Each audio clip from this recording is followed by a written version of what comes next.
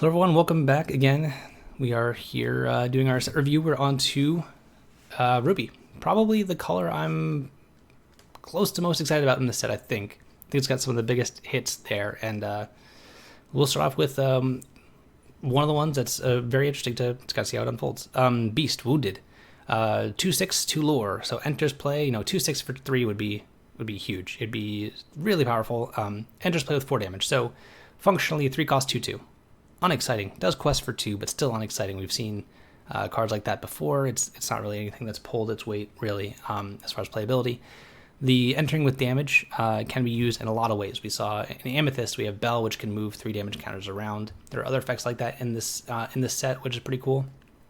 But one of the more important things for me is to work really well with Rapunzel. This does, and it curves pretty well into Rapunzel, too. It being vulnerable to a lot of things when you play it, and being 3 ink to kind of invest that too is hard. Is hard really to get behind with other options being a bit cheaper. It is a fine card. I'm giving this, I think, a solid 3 for its combo potential. I don't think it's as good as the other options we do have, but 2 lore is pretty big, and 3 cost 2/2 essentially is not really great. Not really anything we'd be looking at, but all in context of healing, maybe in even Ruby Sapphire decks that have Grandma or Poppy as ways to kind of heal is pretty cool. But yeah, pretty big fan of the card. Overall, the self-damaging things are really cool, and it lets us revisit a lot of older cards too to really put them into context to how good they could be. Works well Popsicle too, Moving on. Benja. Not as good as his predecessor. Limited card at best. Even then, I don't know if it's very good. One and a half. Don't need to talk about it. Not great. Fa-Zhu, is it? I think it's Zhu. I'm bad with names, so that's also in French. So it cannot challenge, which is unfortunate. The reason being is because being able to challenge even at 0/4 means that it can then be Rapunzel, which would be cool. It has the ability to exert to ready a Mulan character, I believe is what it does. It can be good with some of the Mulans that we do have. And I don't believe they can quest. So it works well with some of the ones we'll see. It's not very good, mainly because it can't quest. 2 stars, maybe fringe playable, but I'm unlikely to see this one pan out in any way. Flynn, Rider, frenemy. He's our frenemy.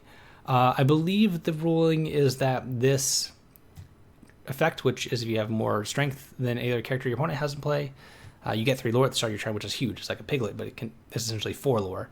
I believe it triggers even if your opponent does not have a character. I could be mistaken. But this one's a solid 3.5, I believe, if it does trigger if they don't have anything. I don't know if the has more part of it means that they have to have something for you to have more than, or if them having nothing constitutes as that. So we'll see. I think that's really strong. If they don't have anything, you get the 3 lore. If that's the case, yeah, this card could be really powerful and maybe even warrant some inclusion. If some inclusion of some a 1/3, there's I think the cat, the 3/1 reckless from set 2 that wasn't really great, but having 3 power in play is pretty good, or even a Gothel or something like that with high strength is pretty nice. Yeah, awesome. Getting some confirmation in my chat that it does trigger even if they don't have anything. So yeah, 3.5, close to 4, not quite defining, but close. But probably the top. This one's tough. Close to one of the best cards in the set, if not the best card in the set. It's close. It's between like this and 2. There's like 3 cards which are really close. This one's as close to 5 as we can get. This is 4.5. It's not quite 5, in my opinion. It's really close. It's so close to 5. It's scary. But it's really, really powerful. This works with no other text needed. It's just it will fundamentally change how the game is played. Super Goof. It is on the power level almost of Maui and Fox. It's so close, and sometimes it'll be better than those. This card, what a lot of the game lacks, and I know people were scared of it first with cards like Goat, which Goat is a bad play pattern to have with that effect, just not being able to interact with it. This is not quite as good as Goat does in that context, but it can be better in other situations, right? So this Goofy obviously has an instantaneous way of gaining lore. Incredibly powerful. 2 lore, not just 1, 2. It works with readying effects like LeFou. It works with, just helping control the board in the early or late game, and it helps control the board against something that's maybe gotten away from you. It doesn't have the greatest stat line for strength to deal with a fox, and basically the interaction between it and a fox is why it's not a 5. In my mind, it's close, but the fact that it does get eaten by fox is why it's not a 5. But it is very, very powerful and does change how all decks have to interact with Ruby decks, because if you have exerted characters, which is something you can play around, which is why I like it more than cards like Goat as a design, is that this is something your opponent can choose not to let you use, whereas Goat, there's no way to really interact with that. This, they can choose in situations where they might be trying to quest to not have anything quested. And unless you, as the person playing Super Goof, can exert their characters, you're kind of stopped from doing that. So it's a really, I think, good design for how to interact with it and how it plays, because it gives your opponent a choice to subject themselves to potentially getting super goofed or not. And it is very powerful when it works out.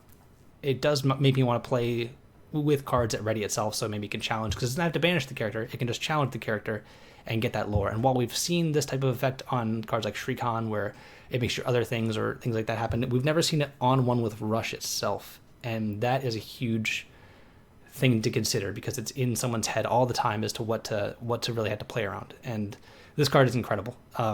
There's so many decks that I want to try it in that may not be immediately obvious, that it giving Ruby the ability to have that reach, we call it, ability to gain lore outside of just questing, which is really going to change the foundation of how the game is played again, with Goat being the first instance of that, really, and this being the second. It will probably go into some of the Ruby Amethyst decks, for sure. It'll probably go into many Ruby decks, almost, I wouldn't say all, but many of them. It'll go into a really big amount of Ruby decks, and I like that we have this type of card that lets us have some interaction with it, meaning your opponent gets to choose to make themselves vulnerable to the card or not, but also have a very cool card that doesn't need to banish to get the lore.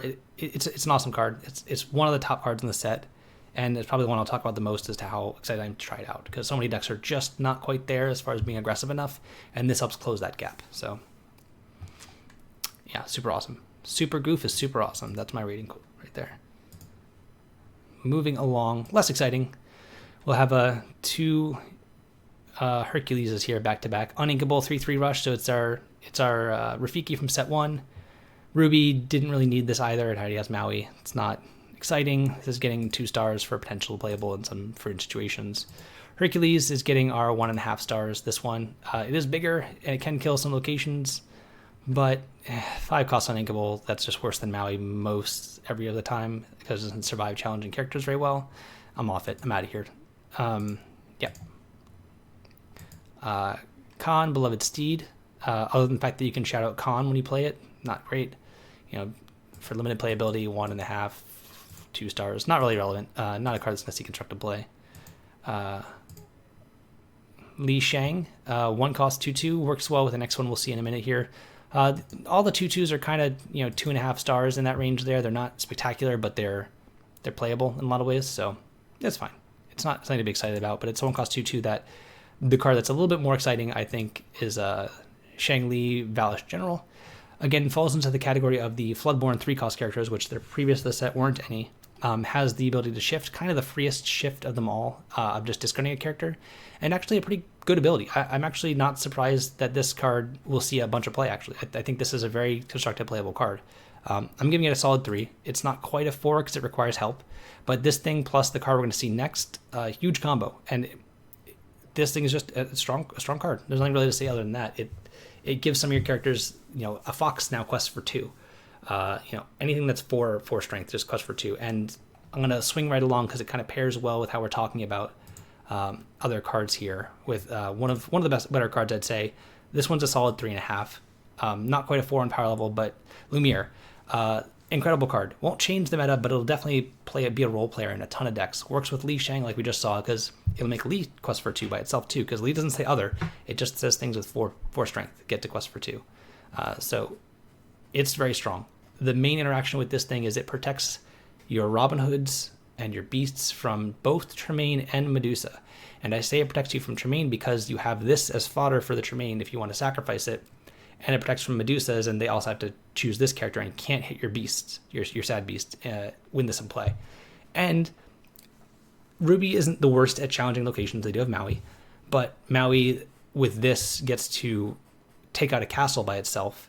This as just a card that you can ink, and then also when its time is right, trade up with a lot of characters is a huge swing that can happen. Your 1-cost 2/2s now trade with foxes. They trade with your goats or your rabbits trade with Tinkerbell. This is a very good card. It does a lot of things to really. The 1 point of power matters a lot is really what it is. And working with Shang, like we just saw before, giving other things more lore is just another layer to this card. And I'm very excited to try it. And it's I would say a little bit higher, 3.5, maybe 3 to 7.5. It's really good. Expect to see this play a lot. It's not really comparable to, we saw the Grand Duke, which only did certain types of characters. Doing everything is a huge difference. And you could say it's power creep, but also maybe just color identity, which one gets the better version of that type of effect is cool. And we're moving on to another Ruby card. Probably, now that we've gotten all the Mulans, which we'll get to in a second, one of the best cards in the set.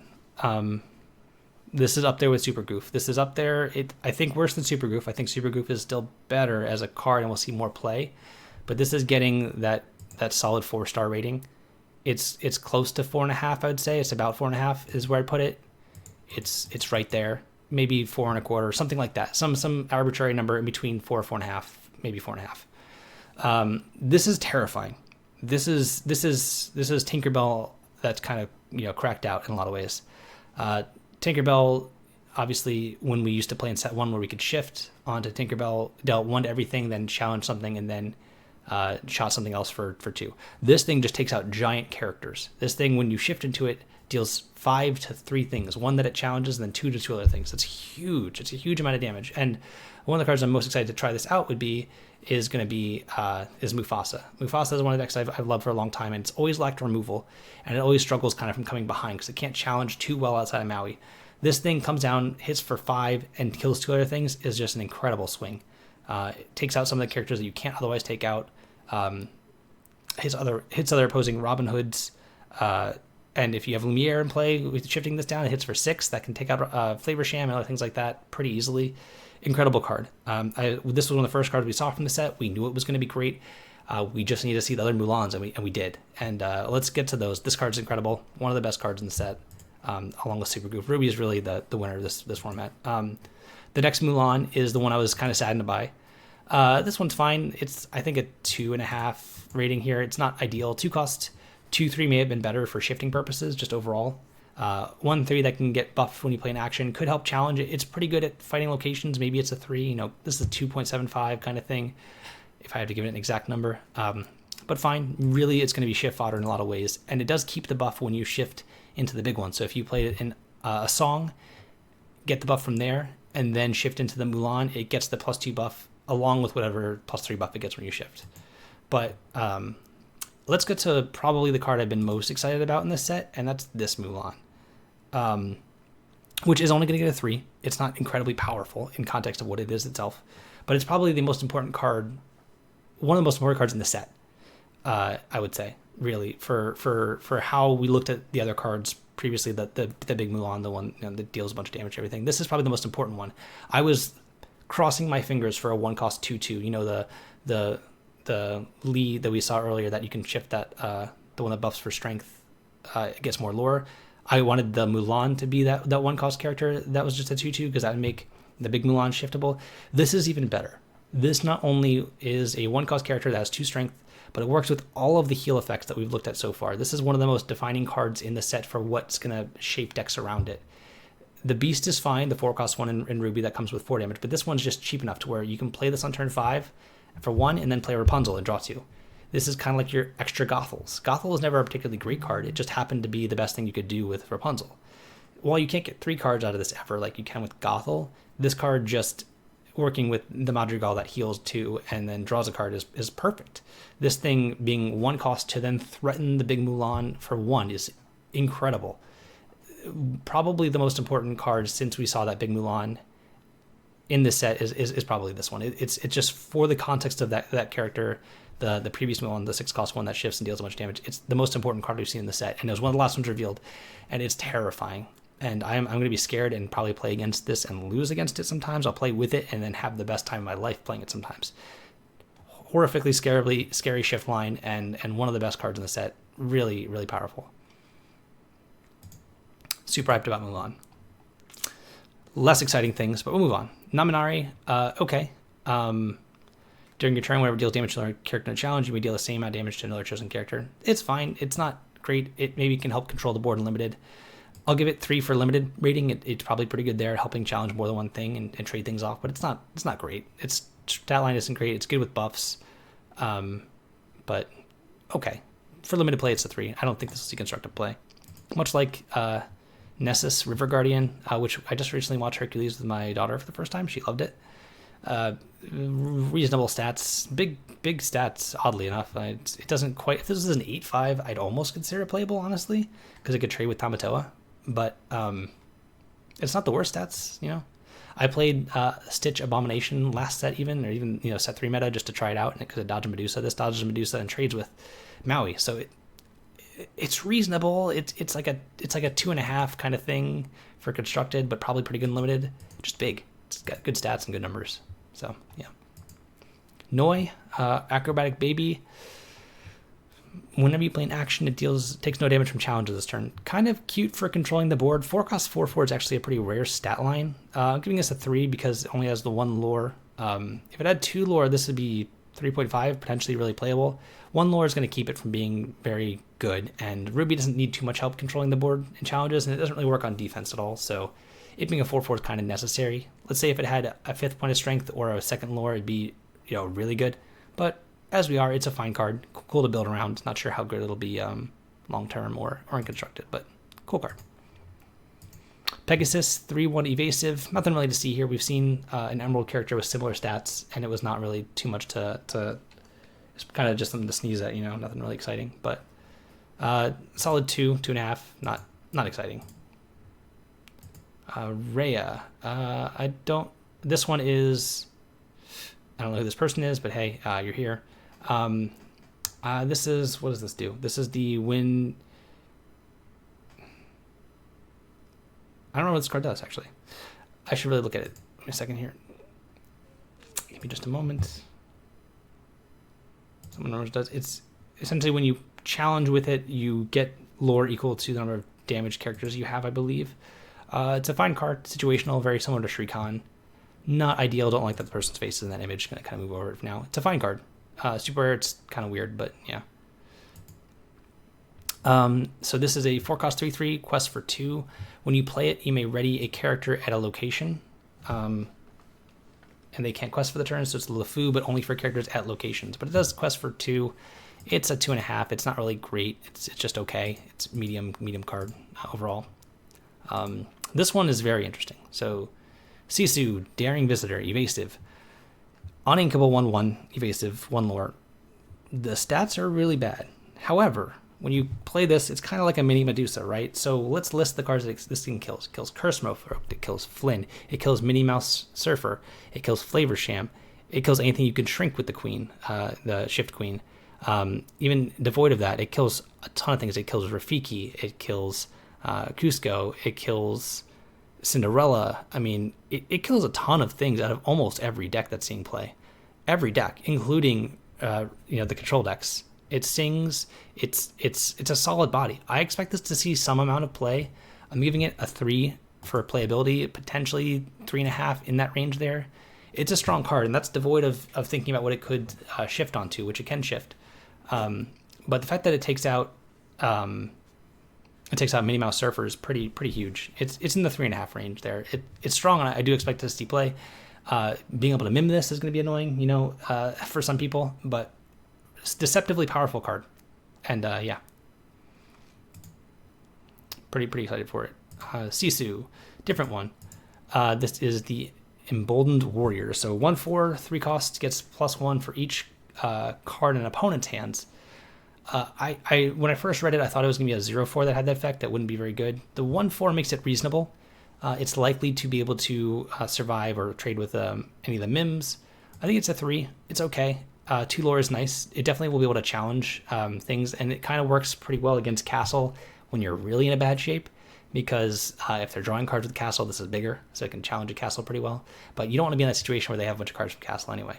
But on turn 3, this is not that bad, and later in the game, it gets kind of worse most of the time, but it's a fine card. It works well with the 2-cost Flynn that cares about having a bigger strength character than your opponent. Nice follow up to that. So yeah, it's definitely gonna see play. 3 stars. It's nothing special. It's good. And moving on, we have Sisu, some other denomination of words. So shift for 6 shifts on top of the past 2 cards we've seen, as well as the set 2 legend, the Sapphire one. I believe those are the ones I can shift on. So shifts for 6, uninkable 8 costs. That's a bit much for me to really be happy about it. When you play it, banish everything that your opponent plays that costs 2 or less. It's really weird. This card's really weird for me, okay? I don't understand why this card is a Ruby card. Mainly, I don't understand Under the Sea is really what it is. Under the Sea is the 8-cost song, which banishes everything on your opponent's side that has 2 or less strength. This does the same thing, but it's a Ruby card, and Ruby's kind of shown that it cares about smaller power characters, and that's what removal is based off of. Yeah, this is like I'm giving it like a 2.5. Uninkable is really, really rough. We saw even the Emerald version, the one that kills damage characters, being inkable. This one's uninkable. I'm kind of glad it's uninkable because this might be too good at inkable. Being able to get rid of all your opponent's characters is a little bit rough, but I don't know, maybe a 3. It's close to being good. It definitely will be good in some situations. I do expect this to see play, unfortunately, in the Ruby Sapphire control deck. I would prefer this to a Scar. It and Scar almost do a similar thing, except this can basically kill untapped characters that your opponent has.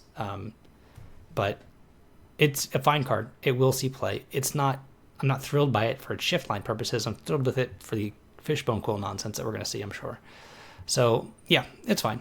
And I believe as long as it says it doesn't need to shift to have the effect. I don't believe so, but yeah, it doesn't hit locations as well as Scar, but this is still fine.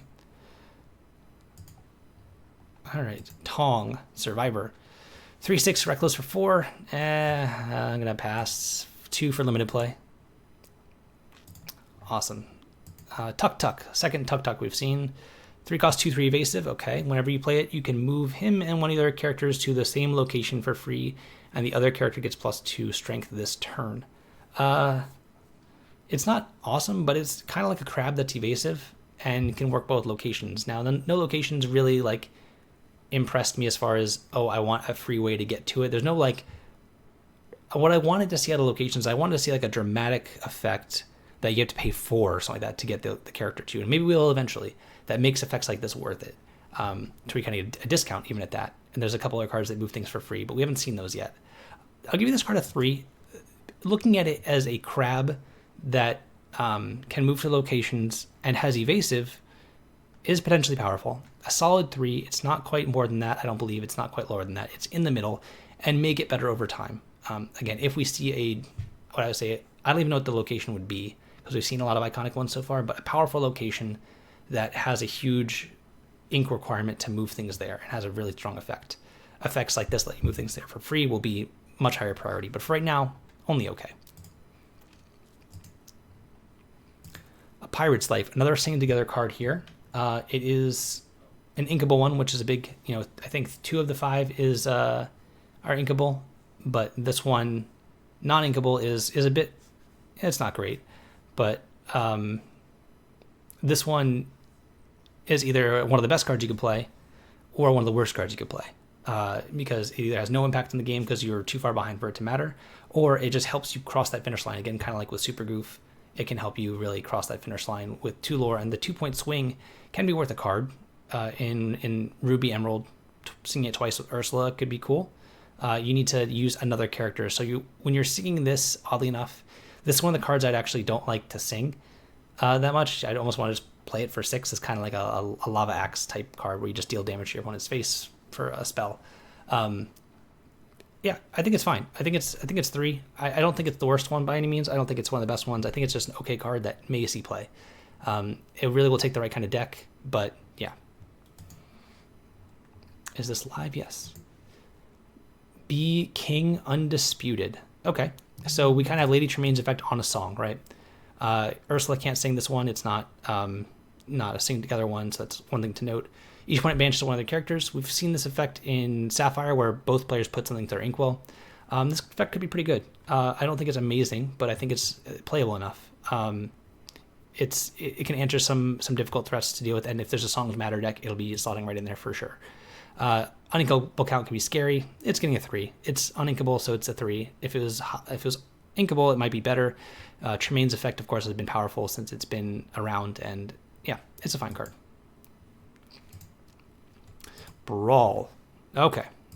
Brawl is the scary one too. 3.5. I'm going to start with 3.5 because it's not quite a 4. I don't really want to give cards that can't win you the game 4 or more, except if it's so dramatic, which cards like Be Prepared are probably a 4. This is just a very, very highly functional role player, 3.5, solid for removal, solid for pretty much everything. This answers Ariel, it answers Ursula, it answers Flavor Sham, it answers a ton of characters. Ones we all outlined with Sisu, but a little bit more. And it's inkable. It's an action, it's not a song, which means it can't be taken by Ursula. So that's the other thing that actually has going for it. We're going to start evaluating some cards in the context of not being able to be taken by Ursula. More so than if they're a song or not. Some are better, some are worse. It depends on if they're proactive or reactive. So there's a huge difference between how to evaluate some cards. Reactive cards I want to be not songs, more so than I want proactive ones to be songs, because I want proactive ones to help me snowball ahead, because that's all what singing is about using the resource you have in play to generate more of an advantage by playing cards for free.